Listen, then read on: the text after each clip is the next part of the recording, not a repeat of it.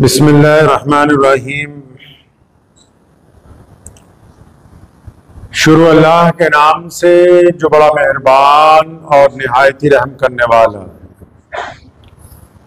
तमाम हज़रात दुरूद पाक पढ़िए जी। अल्लाहुम्मा सल्ली अला मुहम्मद व अला आलि मुहम्मद कमा सल्लैता अला इब्राहीम व अला आलि इब्राहीम इन्नका हमीदुम मजीद। अल्लाहुम्मा बारिक अला मुहम्मद व अला आलि मुहम्मद कमा बारकता अला इब्राहीम व अला आलि इब्राहीम इन्नका हमीदुम मजीद। अल्लाह ताला के प्यारे नबी जनाब मोहम्मद सल्लल्लाहु ताला अलैहि वसल्लम की ज़ात गिरामी दुनिया के तमाम इंसानों के लिए मशाल-ए-राह है। अल्लाह करीम ने अपने नबी अलैहिस्सलाम पर जो कुरान पाक का नुज़ूल फरमाया, उसके जरिए इंसानों को एक अच्छी जिंदगी गुजारने का तरीका अता फरमा दिया। मज़ाहिब जो कि सिर्फ इबादत की तलकीन करते हैं, इससे आगे बढ़ के अल्लाह के नबी अलैहिस्सलाम ने इस्लाम की शक्ल में एक दीन अता फरमाया जो जिंदगी गुजारने का बेहतरीन तरीका इंसानों को अता फरमाता है। आपने सुना होगा दुनिया के जितने मर्द हैं वो अक्सर औरतों को नसीहत करते हैं कि कपड़े ढंग से पहनो, बाहर ना निकलो, ज्यादा पर्दे में रहो, सिर ढक के रहो। जितने भी मर्द हैं दुनिया में, वो खा मुसलमान हो या किसी और मजहब से ताल्लुक रखते हो, वो गैरत के नाम पर, इज्जत के नाम पर औरत को कुछ ना कुछ नसीहत जरूर करते हैं। और इनमें सारी नसीहतें बुरी नहीं है, बहुत सी नसीहतें अच्छी भी हैं जो कि माओं के लिए, बहनों के लिए, बेटियों के लिए बड़ी फायदेमंद होती है। दीन इस्लाम ने भी औरत को पर्दे में रहने का हुक्म फरमाया, लेकिन इस्लाम के जो असलूब है, इस्लाम के जो कवानीन है, कायदे, अल्लाह ताला ने जो गुफ्तगू की है अपने बंदों के साथ, उसमें किसी भी फरीक की, किसी भी जिन्स की हक तलफी नहीं कभी की। जब भी गुफ्तगू की गई तो तस्वीर के दोनों पहलुओं को सामने रखा गया, जो सामने नजर आ रहा है वो भी, जो पीछे नजर आ रहा है उसकी पुष्ट पे उसको भी। अलग अलग समाज में, अलग अलग माशरे में लोगों ने औरत के पर्दे की बात की, इस्लाम ने भी औरत के पर्दे की बात की, लेकिन कुरान पाक ने इसके जो असलूब बयान किए बड़े खूबसूरत हैं। जहां ये कहा औरतों को कि एक लंबी चौड़ी चादर लेके निकलो, जहां उनको ये मशवरा दिया, नसीहत की कि थोड़े ढीले ढाले लिबास को इस्तेमाल करो ताकि लोगों के तरफ तुम मुतवज्जो ना हो सके, लोग आपकी तरफ ज्यादा, वहीं अल्लाह करीम ने मर्दों के लिए भी उसके साथ ही नसीहत फरमाई है। ये नहीं कि सिर्फ औरतों को ही कहा पर्दों में रहो, बल्कि उनके साथ साथ फौरन मर्दों को भी नसीहत फरमाई कि औरतें तो पर्दे में रहेंगी, लेकिन तुम सब मर्दों को अल्लाह का हुक्म है कि तुम जो अपनी निगाह है इसको नीची रखा करो, इसको पाक रखा करो, निगाहों के साथ बदनजरी करने की हत्तल इम्कान कोशिश ना करना। तो वो लोग जो सिर्फ ये समझते हैं कि औरत को पर्दा करना है, वो इस बात को भूल ही गए कि अल्लाह करीम ने औरतों से औरतों की बात की है, मर्दों के साथ भी तो गुफ्तगू की है, इनको भी तो हुक्म दिया कि तुम गंदी निगाहें दूसरों की बेटियों पर, बहनों पर जो डालते हो, इन निगाहों को झुकाने का हुक्म दिया। वाज़ेह तौर पर कहा कि अगर इन निगाहों को नहीं झुकाओगे तो तुम पर अल्लाह की गिरफ्त आएगी। फिर यह थोड़ी है कि तुम सिर्फ औरतों को कहो कि पर्दा करो, तुम्हारी निगाहों को भी तो हुक्म दिया गया कि इन निगाहों के साथ दूसरों की, औरतों के ऊपर गंदी निगाह मत डाला करो। अब ये जो निकाह का मामला है, कुरान पाक में भी अहादीस में इसकी बड़ी तफसील बयान की गई। बदनजरी जो है उसको सख्ती से अल्लाह के नबी अलैहिस्सलाम ने मना फरमाया कि कोई भी बंदा, कोई भी बंदी बदनजरी ना करे। बदनजरी से मुराद, आप किसी को देखते हैं और उसके मुतालिक गलत ख्यालात अपने दिल के अंदर लाते हैं। आप ये सोचने लगते हैं कि किस तरह नौज़बिल्लाह मैं इसके जिस्म तक पहुंच बनाऊं, या आप ख्यालात अपने दिल के अंदर मुरत्तब करते हैं, तो इस्लाम ने इसको बुरी निगाह कहा, इसको एक बीमारी कहा इस्लाम ने। जो जिस तरह जिस्म में बीमारियां लग जाती हैं, कोई जख्म हो जाता है, कोई तबीयत खराब हो जाती है, जिस्म के कुछ आज़ा में दर्द हो जाता है, या बुखार चढ़ जाता है, या जिस्म के अंदरूनी आज़ा में से कोई पुर्जा खराब हो जाता है, इसी तरह इस्लाम ने कहा कि ये जो बदनजरी है ये रूह की बीमारी है। अच्छा, रूह को अगर बीमारी लग जाए तो ये तो नहीं कि सिर्फ रूह तक ही कायम रहेगी। अगर आपकी रूह को बीमारी लग गई तो उसका जिस्म में मुंतकिल होना लाजिम अमर है।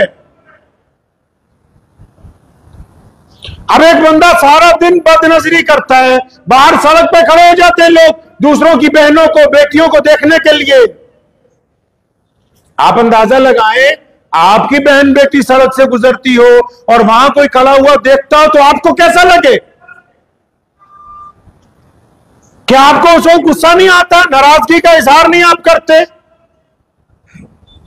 आपकी अगर बहन बेटी की तरफ कोई गंदी निगाह डालता है, आप उसको देखते हैं तो आपके जिस्म में हरारत नहीं होती? आप चाहते नहीं कि मैं इसकी आंखें निकाल दूं, इसका मुंह तोड़ दूं? तो ये जो आप बड़ी आसानी के साथ किसी चौराहे पर, किसी दुकान के बाहर, किसी इलाके में, किसी सेंटर के बाहर खड़े होकर, आप जो किसी स्कूल और कॉलेज के बाहर खड़े होकर किसी की बेटी की तरफ गंदी निगाहें डालते हैं, उनके जिस्म से लुत्फ अंदोज होना चाहते हैं, तो क्या ये बेहतर है कि आप ये चाहते हैं कि ऐसे ही आपके साथ हो? जाहिर सी बात है कि जो आप अपनी बहनों और बेटियों के लिए अच्छा नहीं समझते, तो दूसरे लोग भी इसको अपने लिए अच्छा नहीं समझते। बदनजरी एक बदतरीन बीमारी है। अगर नौजवानी में आप इससे पीछे नहीं हटे, अगर जवानी में आप इससे पीछे नहीं हटे इस गंदी बीमारी से, और आप ये सोचते हैं कि जब बंदा बूढ़ा हो जाता है तो हट जाएगा, नहीं, वो बूढ़ा उससे ज्यादा बदतरीन बूढ़ा होगा। जिसने जवानी में लोगों की बहन बेटियों की तरफ गंदी निगाहें डाली, वो बुढ़ापे में उससे ज्यादा बदतरीन साबित होगा। रूह की बीमारी है। बहुत सारे लोग हैं, बहुत सारे लोग हैं जो नमाज पढ़ते हैं, जो गैर मुस्लिम लोग हैं वो भी ध्यान से, तो बहुत सारे लोग हैं आप में जो अच्छा काम करते हैं, जो गरीबों को खाना खिलाते हैं, जो यतीमों की खबरगिरी करते हैं, जो लोगों को कपड़े बांटते हैं, जो मोहताजों की जरूरतें पूरी करते हैं, फिर वो दुआएं भी करते हैं कि हमारे रब, हमारे खुदा हमें फला चीज मुहैया कर दे, हमारा फला दुख दूर हो जाए, लेकिन वो दुआ कभी कबूल होती ही नहीं। क्यों? क्योंकि ये जो बंदा नेकी के अमल करने वाला है लेकिन इसकी निगाह गंदी है, ये अपनी निगाह दूसरों की बेटियों पर गंदा तरीके से डालता है, ये अपनी निगाह दूसरों की बेटियों पर गंदा तरीके से देखता है, तो जो अल्लाह की जात है, जो खुदा की जात है, वो गंदी निगाह वाले को अपना दोस्त कभी नहीं रखता है। उसने भी प्रोटोकॉल तय किए हैं। हम कहते हैं ना, दोस्त हमारा हो, बढ़िया हो, टैलेंटेड हो, कोई रईस आदमी हमारा यार बन जाए, कोई ओहदेदार हमारा यार बन जाए, कोई रिश्तेदार तरक्की कर जाए, हम रिश्ते निकालने लगते हैं उससे। अल्लाह ताला ने भी तय किए हैं, प्रोटोकॉल्स तय किए, मापदंड बनाए इसके, कौन लोग होंगे जो खुदा के दोस्त होंगे। ठीक है, लोगों को खाना खिलाना अच्छी बात है, कपड़े बांटना अच्छी बात है, गरीबों की मदद अच्छी बात है, लेकिन अगर वो इन नेकियों के साथ किसी की बहन और बेटी पर गंदी निगाह डालता है, उससे जिना का इरादा करता है, उससे बदखुल्की का इरादा करता है, गर्चे वो उस तक नहीं पहुंच सकता, लेकिन अल्लाह को इसकी ये गंदी निगाह नहीं पसंद है, ये जितनी मर्जी दुआएं करता रहे, अल्लाह इसकी दुआ को कबूल नहीं करेंगे। आप सोचते हैं बदनजरी कोई चीज ही नहीं? जो लोग याददाश्त चाहते हैं हमारी अच्छी हो जाए, जो लोग कुरान हिफ्ज करते हैं, जो लोग मस्जिदों में बैठे कुरान पढ़ रहे हैं, या जो लोग चाहते हैं कि हम एमए कर ले, बीए कर ले, फलां डिग्री ले ले, यूपीएससी क्रैक कर ले, जो लोग बड़े बड़े ओहदों पर जाने के ख्वाहिशमंद हैं, उनका तबीयत चाहती है कि हम फलां इम्तिहान में नंबर 1 आ जाएं। पढ़ते भी अच्छा हैं, किताबें भी हैं, मां बाप भी साथ देते हैं, उस्ताद भी अच्छे हैं, लेकिन उसके बावजूद कभी आगे नहीं बढ़ पाते। क्यों? क्योंकि उनकी नजरें नापाक हैं, और नापाक नजरों की वजह से याददाश्त पर असर पड़ जाता है। और उस वक्त जब याददाश्त को साथ देना होता है, जब याददाश्त को वो कलम चलाना होता है, या याददाश्त के जरिए पेपर में आगे बढ़ना होता है, तो गंदी निगाहों की वजह से इंसान का दिमाग उस वक्त काम नहीं करता, वो गंदगी उस वक्त भी ज़हन में रहती है। तो इस वजह से वो सब कुछ होने के बावजूद कभी इम्तिहान में पास नहीं हो सकता है। आप समझते हैं कि सिर्फ बदनजरी जो है रूह की बीमारी है? रूह की बीमारी थोड़ी है, रूह से जिस्म में उतर गई। बड़े बड़े लोग दुआएं कर रहे हैं, लंबी लंबी दाढ़ियां रखी हुई हैं, लंबी लंबी तस्बीहात, इतना कुछ करते हैं, लेकिन निगाह गंदी है। अब गंदी निगाह होने की वजह से तमाम तस्बीहात, तमाम अमाल, तमाम तिलावतें कोई अल्लाह के हुजूर कबूल नहीं हो रही हैं। सारी की सारी वहीं रखी की रखी, धरी की धरी रह गई। अब सोचता है कि मैं इतना कुछ करता हूं, कामयाब नहीं होता, लेकिन अपने दिल के आईने में झांक कर नहीं देखता कि भाई मेरी निगाह ने, उसकी गंदगी ने तमाम माशरे को, मेरे जिस्म को, मेरी रूह को नापाक कर दिया है। बदनजरी की वजह से दिल सख्त हो जाता है, बंदे का दिल सख्त हो जाता है बदनजरी की वजह से। गंद देख देख के, सोच सोच के।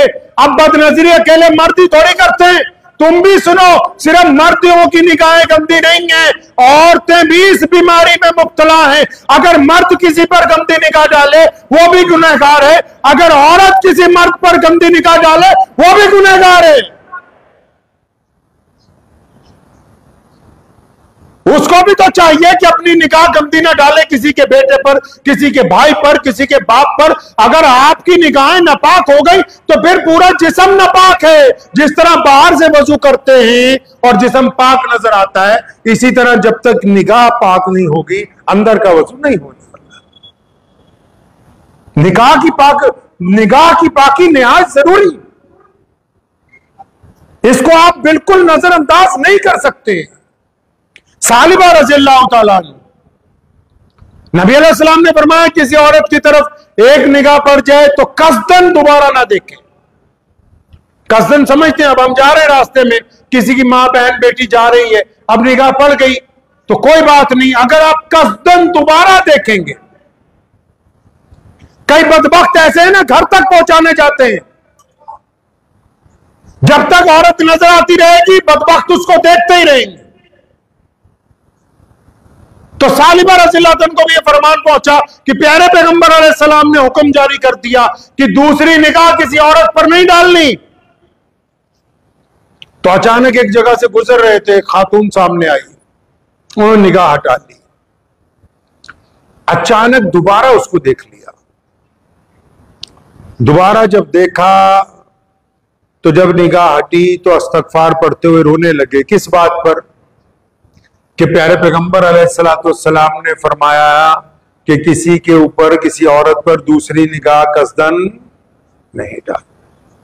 सुनो कैसे होते हैं जो लोग अल्लाह और उसके रसूल सल्लल्लाहु अलैहि वसल्लम से मोहब्बत करते हैं। बात तो सारी मोहब्बत की है, और मोहब्बत शुरू ही निगाहों से होती है। इंसान को जिल्लत की तरफ जाना है या इज्जत की तरफ? दिल का आईना है निगाहें। हम किसी से जब बात करते हैं तो उसके चेहरे पे, उसकी आंखें देख के समझ जाते हैं कि ये हमारा यहां आना इसके लिए अच्छा है या इसके लिए बुरा है, ये हमें पसंद कर रहा है कि ना पसंद कर रहा है, हमारी तरफ तवज्जो दे रहा है कि हमें नजरअंदाज कर रहा है।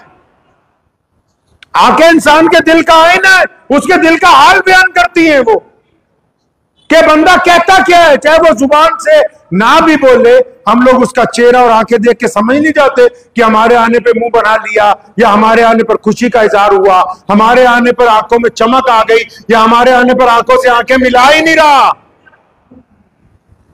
आंखें तो इंसान के दिल का आईना है भाई। अब नबी अलैहिस्सलाम के सहाबी ने रोना शुरू कर दिया, रोते रोते मदीनतुल मुनव्वरा से बाहर निकल गए।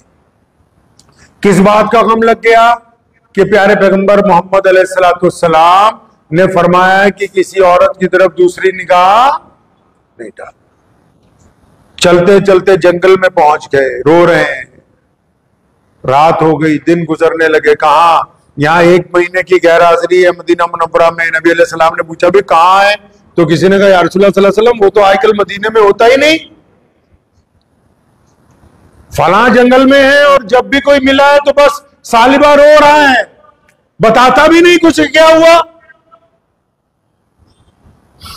बकायदा 2 सहाबा भेजे गए, पूछा बात क्या हुई। उन्होंने पूछा बात क्या है सालिबा, इतना गम किस बात का है। फरमाया मैं क्या गम ना करूं कि मोहम्मद रसूलुल्लाह ने मना फरमा रखा है कि किसी की बहन और बेटी की तरफ दूसरी निगाह नहीं पड़नी चाहिए कसदन। अचानक देख लिया तो कोई बात नहीं, कसदन नहीं पड़नी चाहिए। सालिबा से यह गुनाह हो गया कि उसने कसदन एक दफा इस खातून की तरफ देख लिया। इस वजह से मुझे यह गम है कि मेरा रब जो है वो मुझसे नाराज ना हो जाए किसी। हम तो बदनजरी को कोई गुनाह ही नहीं समझ रहे, उल्टा 4 यार दोस्त खड़े होते हैं, दूसरे को बुला के कहते हैं नौज़ुबिल्लाह वो इधर आओ, वो देख फलां की बेटी जा रही है। अरे बदबख्तो, इस बीमारी की वजह से तुम्हारे पर खुदा का अज़ाब आने वाला है। इस बीमारी की वजह से तुम्हें बीमारियां लग जाएंगी, इस बीमारी की वजह से कारोबार तबाह हो जाएगा, इस बीमारी की वजह से सेहत बर्बाद हो जाएगी। कितने ऐसे नौजवान लड़के लड़कियां हैं, दोनों ही, पूछो डॉक्टरों के पास लाइन लगी हुई है। मर्दों की खास बीमारियों की भी लाइन लगी हुई है, औरतों की भी खास बीमारियों की लाइन लगी हुई है। क्यों? अरे कुरान पाक फलसफा बयान कर रहा है बार बार सूरह नूर में कि बंदे के पुत्र बन जाओ, इंसानों की तरह आंखें झुका लो, मर्दों को भी औरतों को भी। बार बार अल्लाह ताला कह रहे हैं कि सही तरह की जिंदगी गुजारो। रसूलुल्लाह बार बार कह रहे हैं कि 2 जबड़ों के दरमियान जो तुम्हारी जुबान है, 2 टांगों के दरमियान जो तुम्हारी शर्मगाह, इसकी हिफाजत करो तो मैं तुम्हें जमानत देता हूं दुनिया और आखिरत में कामयाबी के लिए। और यहां देखो लाइनें लगी हुई हैं, डॉक्टरों के पास जाओ लाइनें लगी हुई हैं, दवाई ले लीजिए। औरतों की खास बीमारियां, मर्दों की खास बीमारियां। बीमारी आ कहां से रही है? बीमारी के आने के ऊपर तवज्जो क्यों नहीं देते? क्यों नहीं अपने बच्चों को, अपने बेटों को, अपनी बेटियों को, अपने भाइयों और बहनों को बताते कि ये जो तुम ख्याली पुलाव बनाते हो जिनाकारी के, ये जो तुम ख्याली पुलाव बनाते हो बैठ के किसी की बेटी से, और या किसी की बेटी किसी के बेटे के साथ, ये जो अय्याशी के प्लान तैयार करते हो घरों में बैठकर, बिस्तरों पर बैठकर, जो कभी कामयाब नहीं हो सकते, ये उन प्लानिंग की वजह से तुम्हारी सेहत बर्बाद हो गई है। ये उसी प्लानिंग की वजह से नामर्दी तुम्हारे अंदर आ गई, ये उसी प्लानिंग की वजह से बाजपन तुम्हारे अंदर पनप गया है, ये उसी प्लानिंग का नतीजा है कि तुम्हारी आंखें धंस गई, उसी प्लानिंग का नतीजा है कि तुम्हारे चेहरे से नूर गायब हो गया, ये उसी प्लानिंग का नतीजा है कि तुम्हारे पास से वो ताकत ही खत्म हो गई जो एक इंसान के पास उसकी खूबसूरती होती है। सैयदना इमाम हसन रज़ियल्लाहु अन्हु से पूछा था ना किसी ने कि इमाम साहब बताएं तो सही, मोमिन कौन होता है, अच्छा बंदा कौन होता है, बढ़िया इंसान कौन है, हमें बताएं, हमारी रहनुमाई करें। कौन है ऐसा बंदा जो बढ़िया है, ऐसी औरत कौन सी है जो माशरे में अच्छी है। बड़ी खूबसूरत बात इमाम हसन रज़ियल्लाहु अन्हु ने फरमाई, और ऐसा नुक्ता, ऐसा बिल्कुल ही वाज़े तौर के ऊपर इंसानों की रहनुमाई के लिए नुस्खा तजवीज कर दिया इमाम साहब रज़ियल्लाहु ताला अन्हु ने कि क़यामत तक के आने वाले लोगों के लिए वो एक बेहतरीन नसीहत की बात है। ये नहीं कहा, उन्होंने ये नहीं कहा कि जो 5 वक्ता नमाजी है वो सबसे बेहतर है, ये नहीं कहा कि जो तिलावत करने वाला है वो सबसे बेहतर, जो सफेद कपड़े पहनते हैं वो सबसे बेहतर, जो औरत बेहतरीन पर्दा करती है वो सबसे बेहतर, जो मीठा बोलता है वो सबसे बेहतर, जो सदका देता है वो सबसे बेहतर। ये अमल अच्छे हो सकते हैं लेकिन ये अपनी जगह है। मोहम्मद रसूलुल्लाह कि ये सल्लल्लाहु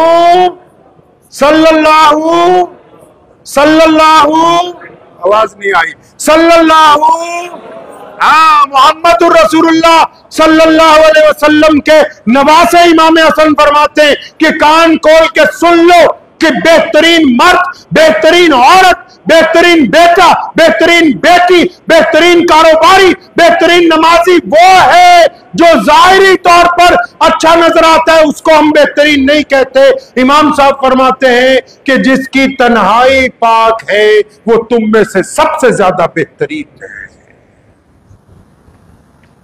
कितनी बड़ी बात फरमाई कि जिसकी तन्हाई पाक है। और तन्हाई किसको कहते हैं पता है? जब बंदा रात को बिस्तर पर अकेला होता है। अगर कभी बंदा अकेला ट्रेन में सफर कर रहा हो, सो रहा हो, अगर कभी बंदा अकेला कहीं बैठा हो, अगर कहीं बंदा अकेला अपने घर में हो, अब वो जब अकेला है तो क्या सोचता है? अपने दिल पर हाथ रख के अपने दिल से पूछिए, जब आप अकेले होते हैं क्या सोचते हैं? क्या जब आप अकेले होते हैं तो ये सोचते हैं कि फलां की बेटी का फोन नंबर मिल जाए तो मैं बात करूं, फलां की इंस्टाग्राम आईडी मिल जाए तो मैसेज करूं? क्या आप ये सोचते हैं कि फलां को मौका मिल जाए मैं 10,000 की उससे ठगी मार लूं? क्या आप ये सोचते हैं फलां घटिया माल मिल जाए ज्यादा पैसा में बेच दूं? या आप ये सोचते हैं फलां मुझ पे यकीन करता है मैं उसकी जगह पर कब्जा कर लूं? आप क्या सोचते क्या है जब आप तनाव होते हैं? आप जो सोचते हैं आप वही है। ये आपको हम क्या लिए कि आप सैयद हैं, आप मीर हैं, आप पठान हैं, आप कुरैशी हैं, आप मलिक हैं, आप डार हैं। ये आपको हम क्या लिए कि आप सुन्नी हैं, आप फलां हैं। आपकी जो तन्हाई है वही है आप। तन्हाई में अगर आप जिना का इरादा करते हो तो जिनाकार हो, तन्हाई में अगर ठगी का इरादा करते हो तो ठग हो, तन्हाई में अगर बेईमानी का इरादा करते हो तो बेईमान हो, तन्हाई में अगर चोरी का इरादा करते हो तो चोर हो। अगर तन्हाई में तुम्हारे इरादे नेक हैं, अगर तन्हाई में आपके इरादों में इबादत है, अगर तन्हाई में आपके इरादों के अंदर नेकी है, अगर तन्हाई में आपके इरादों में दूसरों की भलाई है, अगर तन्हाई के आपके इरादों में ईमानदारी है, तो फिर आप उसी कैटेगरी के इंसान हो। ये अब आप खुद तय कर लीजिए कि दुनिया को दिखाने की बरादरियां अलग हैं, तन्हाई में आपकी बरादरी कौन सी है, आपकी नस्ल कौन सी है, आप खुद तय कर सकते हैं, दूसरे को पूछने की जरूरत नहीं है। आप सोचते क्या हैं? आपकी बदनजरी ने आपको उस मुकाम तक पहुंचा दिया कि आज आप परेशान हैं। अरे एक मेयार होता था, एक दौर में लोगों का मेयार होता था, बादशाहों का भी मेयार होता था एक। आज तो लोगों के घरों में जो मुलाजमाएं खिदमत करती हैं, लोग उन पर गंदी निगाह रखते हैं। इनका कोई मेयार नहीं रहा, इनकी आंखों का कोई मेयार नहीं है। लोग अपने मोहल्ले की, गांव की बेटी को अपनी बेटी की तरह समझते थे, आज इनका कोई मेयार नहीं रहा। इनके सामने औरत होनी चाहिए, ये गली के कुत्तों से ज्यादा बदतरीन है। अगर किसी के डर की वजह से किसी की बेटी अपने घर से नहीं निकलती तो उसमें और गली के कुत्ते में कोई फर्क नहीं है कि जिसके डर की वजह से बाज़ औक़ात माएं बहनें गली में नहीं निकलती, तो उस बंदे में जिससे माएं बहनें डर की वजह से बाहर ना निकलती हो, उसमें और गली के कुत्ते में कोई जमीन आसमान का नहीं फर्क, दोनों एक बराबर ही है। शरीयत ने असलूब तय किए हैं। आज इस्लामी ममालिक और मुसलमानों का गढ़ कहे जाने वाले इलाके मोहम्मदुर रसूलुल्लाह कहिए सल्लल्लाहु अलैहि वसल्लम ने फरमाया था अपने सहाबा से कि एक वक्त आएगा कि कई हजार किलोमीटर से एक औरत तन्हा चलेगी बैतुल्लाह की तरफ हज करने के लिए, जेवरात पहन के चलेगी, साजो सामान के साथ चलेगी, और उसे पूरे रास्ते में सिवाय अल्लाह के किसी का खौफ नहीं होगा। मोहम्मद रसूलुल्लाह की धरती पर वो दिन हज़रत उमर बिन अब्दुल अजीज के दौर में ही कायम हो गए कि जे एक औरत अपने घर से चली बैतुल्लाह के हज के लिए और उसने बेहतरीन जेवरात से बुतन किए, बुरखा लिया, अपनी सवारी पर बैठी और उसे सारे रास्ते में अल्लाह के अलावा किसी का डर नहीं था। इस्लाम और मुसलमान कहते ही उसको है कि जिसकी वजह से किसी की बहन को, किसी की बेटी को, किसी के मर्द को, किसी के बेटे को कोई खौफ ना आता हो, जो दूसरों के लिए उनकी हिफाजत का सामान करता हो, उनके ऊपर गंदी निगाह ना वो बंदा डालता। मर्द भी तो उसी को कहते हैं। ये मर्द थोड़ी है छिछोरे जो सड़कों पर खड़े होकर दूसरों की बहनों बेटियों को देख रहे हैं। बदखुल्क लोग हैं ये, और इनके लिए अजाब का सख्त हुक्म है। मोहम्मद रसूलुल्लाह ने, अल्लाह ने बता रखा है कि तुम बदनजरी से हटोगे नहीं, तुम गंदी निगाहें नहीं डालने से हटोगे तो फिर तुम्हारे ऊपर सख्त अजाब आने वाला है। हम तो इसको बीमारी नहीं समझ रहे आज के वक्त में भाई। सारी बीमारियां इसी पे। अच्छा, सिर्फ बदनजरी यही थोड़ी है कि मोबाइल के बाहर सड़क पर लड़कियों को देख रहे हैं। अब तो रात को जब 10 बज जाते हैं अपने अपने कमरों में चले जाते हैं, तो ये जो खबीस आइटम मिल गई है मोबाइल, अब इसको भी आपकी मर्जी है, आप इसको अच्छाई के लिए इस्तेमाल कर लें, आप इसको बुराई के लिए इस्तेमाल कर लें। इसके अंदर भी तो है ना सब कुछ। मैं कई बार सोचता हूं कि इंसान कैसा है कैसा नहीं है, या तो अल्लाह जानता है या फिर बंदा खुद जानता है। लेकिन आजकल तीसरा बंदा भी जानने लगा। कौन? जो इन मोबाइल कंपनीज को, जो कंपनियां ऑपरेट करती हैं, उन्होंने इनके जितने ऐप्स हैं उनके ऊपर एक मीटर लगाया। फेसबुक कौन कितनी बार देख रहा है, यूट्यूब कौन कितनी बार देख रहा है, इंस्टाग्राम जिसको कहते हैं स्क्रीन टाइमिंग, यानी आप इसके ऊपर क्या देख रहे हैं वो नोट कर रहा है। अब उन कंपनियों में जो एक्सपर्ट बैठे हैं, उनके पास बड़े बड़े लोगों, सबका पता भी किसके पास कौन सा मोबाइल चल रहा है। पहले तो अल्लाह जानते थे, एक बंदा जानता था। अब इस मोबाइल बदबख्त की वजह से कंपनी वाले भी जानते हैं कि कितने लोग अय्याशी की वीडियो देख रहे, कितने लोग बच्चों की गंदगियों की वीडियो देख रहे, कितने लोग जिनाकारी की वीडियो देख रहे, कितने लोग गुंडागर्दी की वीडियो देख रहे, कितने लोग चोरी करने के तरीके से सीख रहे, कितने लोग बेईमानी के तरीके से सीख रहे।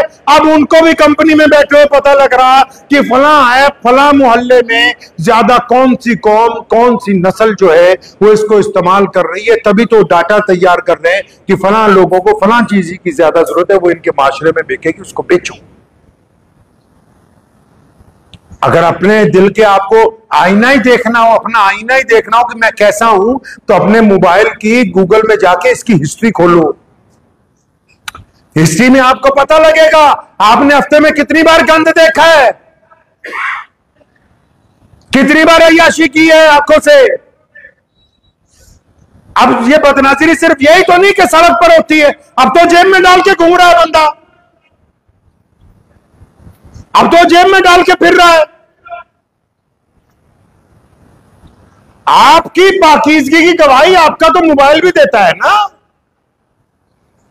मेरे वालिद शेर इस्लाम मौलाना हबीबुर रहमान सानी लुधियानवी रहमतुल्लाह अलैह का जब इंतकाल हुआ, उनकी बुजुर्गी, उनके तकवे के हम सारी जिंदगी उनके कायल रहे। लेकिन मैं अपनी जाती बात बताता हूं, उनके इंतकाल के बाद उनका मोबाइल जब मैंने 1 साल इस्तेमाल किया, मेरी रूह इतनी खुश हुई, इतनी खुश हुई, मैं आपको बता नहीं सकता कि पूरे मोबाइल में एक भी चीज, एक भी मैसेज, एक भी ब्राउजिंग लिस्ट में कोई ऐसी शय ही नहीं जो शरीयत के खिलाफ हो। मर्द कलंदर है ही वो जिसका जाहिर और बातिन पाक होता है, जो जाहिरी तौर पर पाक नजर आए, और जिनका बातिन पाक ना हो वो मर्द कलंदर नहीं हो सकते हैं,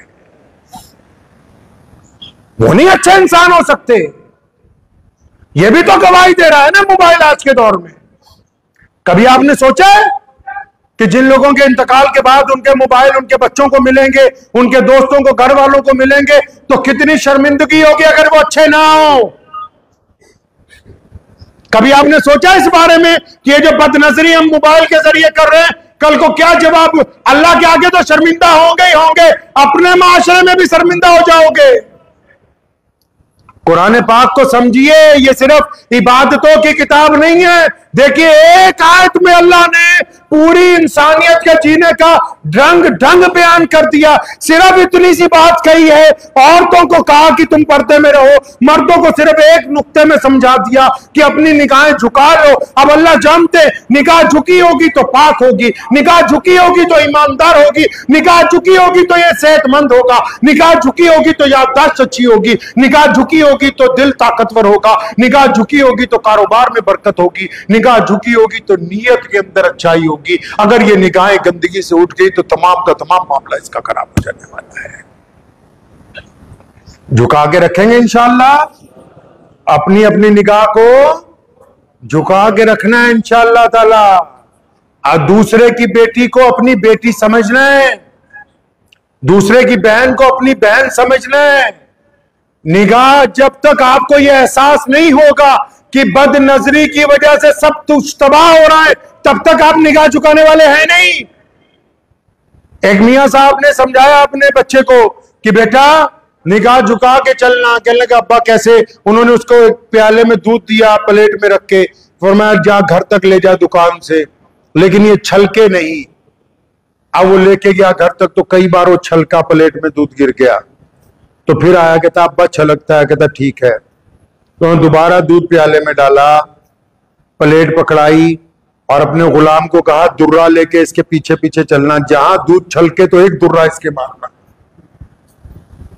जहां दूध छलक जाए एक दुर्रा इसके रखना फौरन। अब जब वो चला है तो घर तक एक भी दफा दूध नहीं छलका, क्योंकि सारी तवज्जो दूध की तरफ सी कि मेरे ऊपर अजाब नाजिल ना हो जाए। इसी तरह हमारी निगाहें हैं।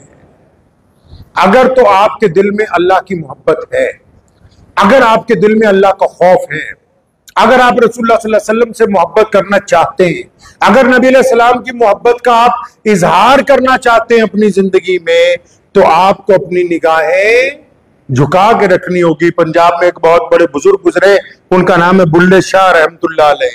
सैयद थे वो, पंजाबी जुबान के सबसे मशहूर कवि भी वही हैं। तो बुल्ले शाह रहमतुल्लाह अलैह वो अपने पीर, उनके पीर उनसे नाराज हो गए थे, वहां से निकल आए तो लाहौर में कोई औरत उनको मिल गई नाचने गाने वाली, उनके अड्डे पे ले गई। तो वहां काम था उनके बावर्ची खाने में कि भाई यहीं पे काम कर दूं, तो नौकरी वहां पर इख्तियार कर ली। कई साल बाद लोग ढूंढते ढूंढते जब बुल्ले शाह को वहां पहुंचे तो शाह जी को लेने के लिए घर वाले आए, तो उन्होंने उस औरत को बताया जिसकी वो मकान था कि भाई ये तो बहुत बड़ा आदमी है, ये सैयद है। तो उसने बुल्ले शाह जी को कहा कि तूने तो हमें कभी बताया नहीं, लेकिन तू सैयद कैसे? हमें तो पता ही नहीं लगा, ना तो हमें तो नजर ही नहीं आया, ना तेरे कपड़े इतने बढ़िया, ना ये ना वो। तो शाह जी रहमतुल्लाह अलैह ने मुख्तसर सी एक बात कही थी। वो तमाम औरतें जानों पे बैठ के जमीन पे रोने लगी और उन्होंने माफी मांगी। फरमाए बताओ कितनी औरतें इस घर में रहती हो? उन्होंने कहा तो हम तो सब कारोबार वाली औरतें 20-25 इसी घर में रहती हैं। तो उन्होंने कहा अच्छा तुम भी, और अपनी तमाम लौंडियों से पूछो कि क्या कभी किसी को बुल्ले शाह की आंखों से आंखें मिली हैं? इनसे पूछो सबसे कि इतने साल हो गए यहां मुझे काम करते हुए, क्या बुल्ले शाह की आंखों में आंखें डाल के कभी बुल्ले शाह ने किसी से बात की है? सारी की सारे रोने लगी, कहती हाँ ये बात बिल्कुल सच्ची है कि हमने कभी तुझे अपनी तरफ देखते हुए ही नहीं देखा, कभी पता ही नहीं लगा। अमेरिका इंग्लैंड की जो सबसे बड़ी रिपोर्टर है रेडली एवन, वो जब गई थी काबुल में, उसको पकड़ लिया था, वहां 1 साल की सजा हुई। और जब वो वापस इंग्लैंड पहुंची तो लोगों ने उससे पूछा किस तरह जिना हुआ, बदकारी हो? कहने लगे नहीं नहीं मैं तो वहां जाके मुसलमान होगी। कहते क्यों? कहते जिनकी कैद में 1 साल रही उन्होंने मेरी तरफ कभी आंख उठा के देखी ही नहीं। उसकी किताब है डॉटर ऑफ पैराडाइज, नेट पर पढ़ लीजिएगा। उन्होंने कभी देखा ही नहीं मेरी तरफ आंख उठा के। मैं कपड़े उतार के जब धो के फ्रेश होके टांगती थी तो मेरे कपड़ों को भी कभी नहीं देखा कि एक गैर मुहर्रम की औरत के कपड़े लटक रहे हैं। मुसलमानों तुम मोहम्मद रसूलुल्लाह की उम्मत में से हो, कौन क्या कर रहा है उससे मुझे कुछ नहीं लेना देना। तुम्हारी निगाहें क्या कर रही हैं ये अल्लाह और उसके रसूल के नजदीक अहमियत रखती है। अल्लाह आपसे दोस्ती करना चाहते हैं, मोहम्मद रसूलुल्लाह आपकी शिफात के मुंतजिर हैं कि आओगे कल क़यामत के रोज तो रसूलुल्लाह सल्लल्लाहु अलैहि वसल्लम तुम्हारी शिफात करेंगे। तो हमें अपने किरदार को बेहतर बनाना होगा इंशाअल्लाह ताला, बनाएंगे इंशाअल्लाह। दुआ कीजिए अल्लाह ताला मुझे भी और आप सबको भी इसके ऊपर अमल की तौफीक अता फरमाए।